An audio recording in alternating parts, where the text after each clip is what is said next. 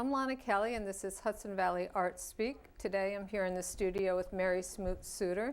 Mary's a fine artist and an art educator, and we've known each other for a while, haven't we, Mary? Yeah, it's been a little while from Pauling. Yeah, we used to, we were founders or co-founders with some other friends of Cat Rock Artists. Where we used to do pop-up shows throughout Pauling and Patterson and Barnes and yeah, it was a nice collaboration. Some exciting people and a variety of mediums, you know, for that artists were using.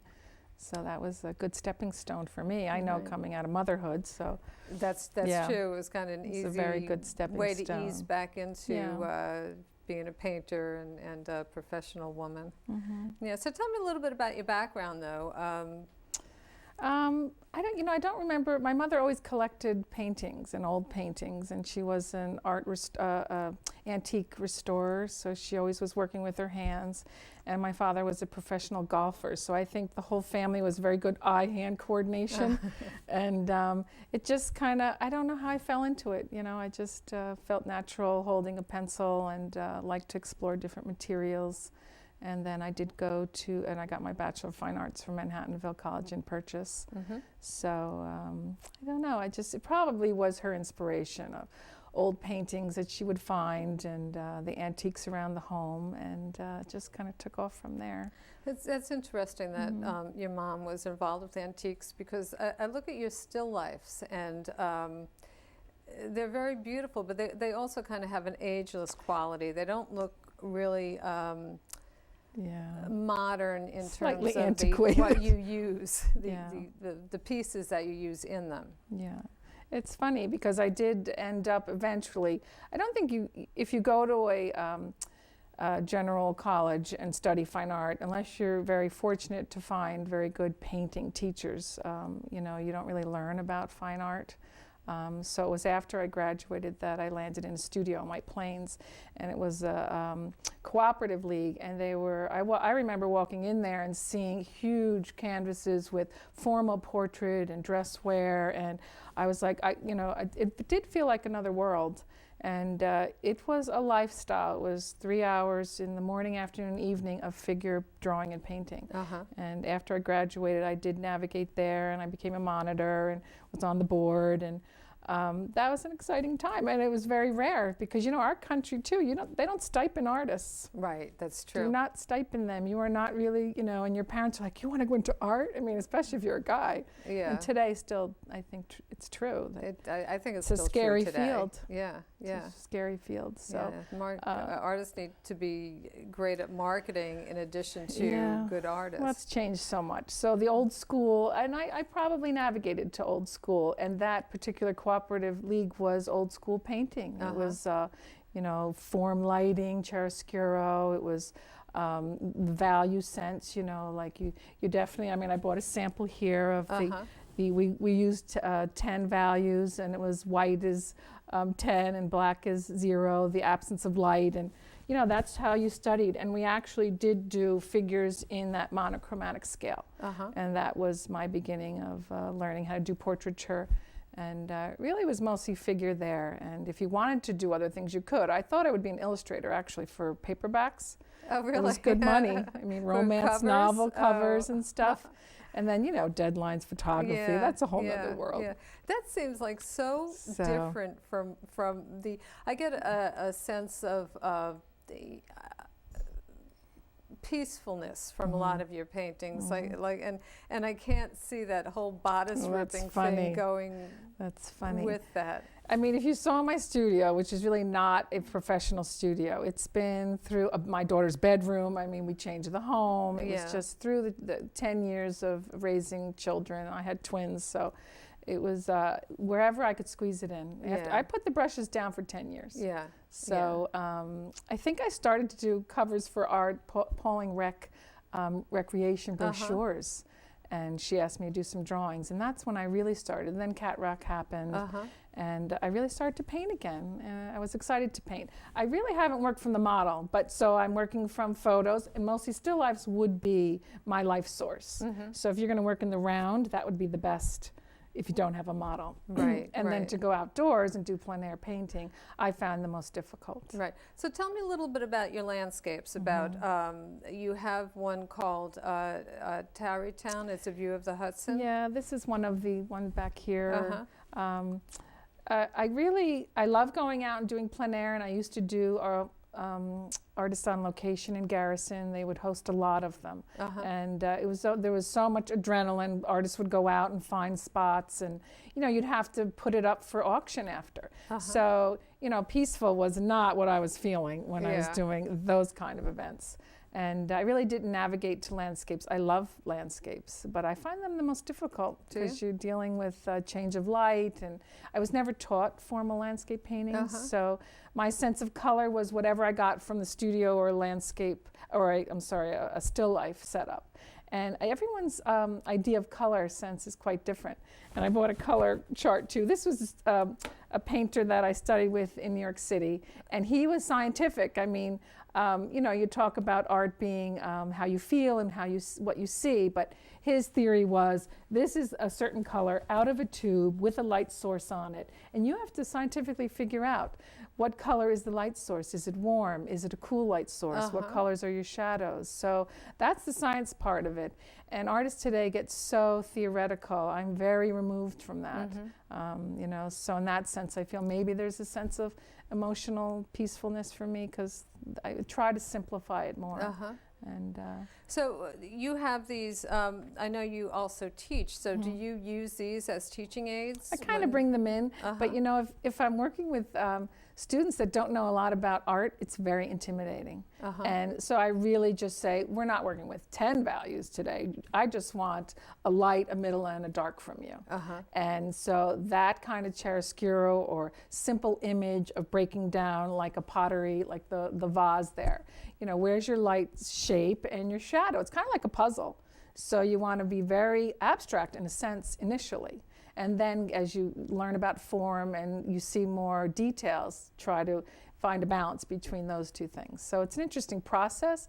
And I think the way I teach, a lot of students are getting it pretty easy. If you don't find that kind of teaching, you can struggle for a long time. Yeah, I saw you with some of your students at the Front Street Gallery, and they all seemed so intent on what they were doing. They just seemed to be working so hard. Yeah, I'm very surprised. It's growing. I have about 6 students now. It's a small gallery in Patterson. And that's another stepping stone. I mean, our area is growing with artists, and it's becoming a little cultural area.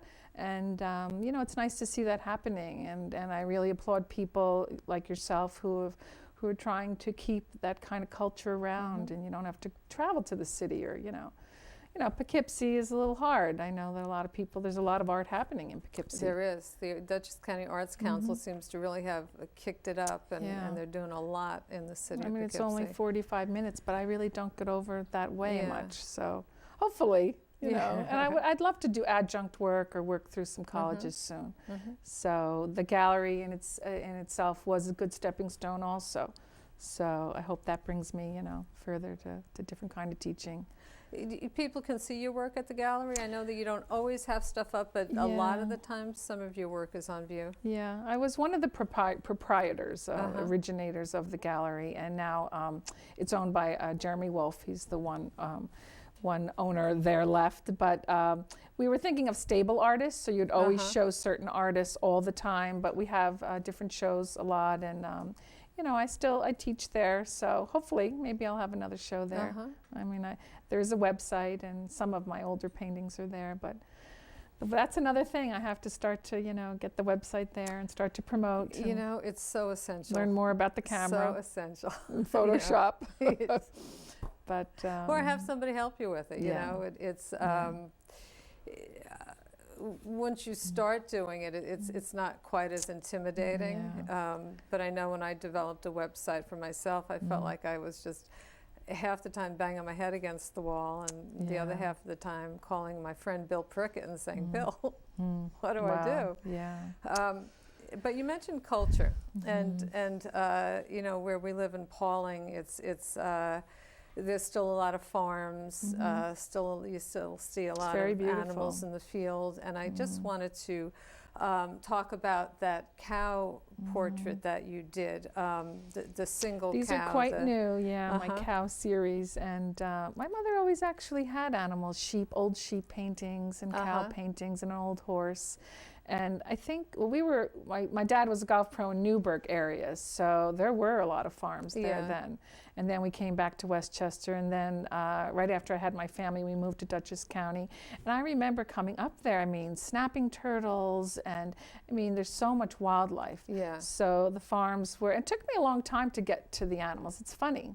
But I have kind of turned towards animals. I've done some special dog paintings and chicken paintings. We have chickens on our little farm, and so the cows were probably a good time to do those. Yeah, I especially like the one cow that is just looking out at you. It seems like... Now these were from photos that I took, and it was a farm on 55 heading towards Poughkeepsie.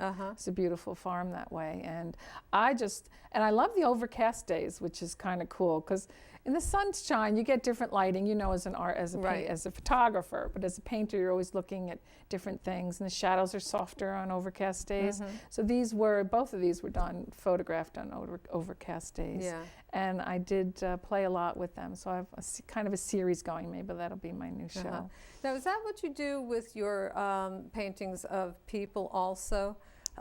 You photograph. I was with you one time when we were both in that the Katona Museum of Art show for triannual artist show, juried show.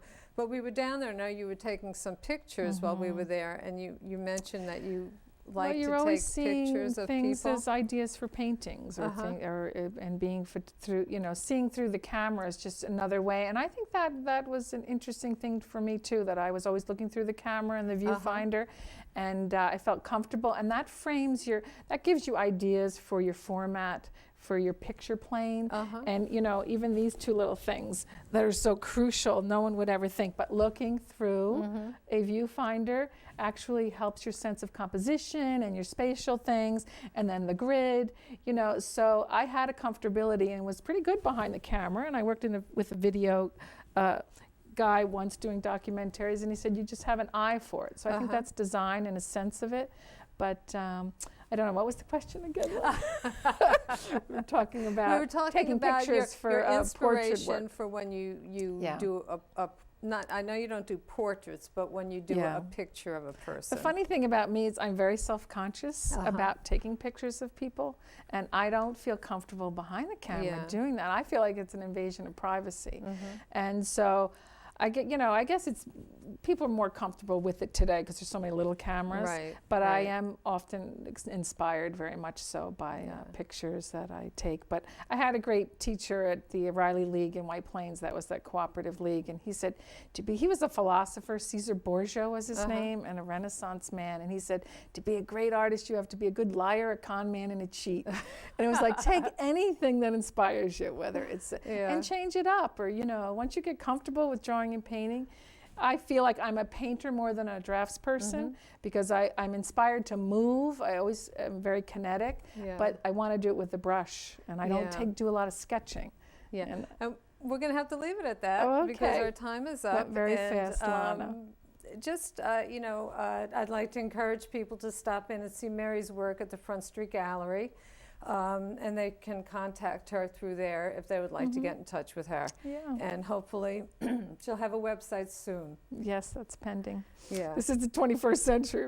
It is. But thank you, Lonna. Oh, thanks, Mary. No, this is great. It's great that you're doing this. Well, I was, you know, when we were talking about this one piece. This is ancient. Look at this old...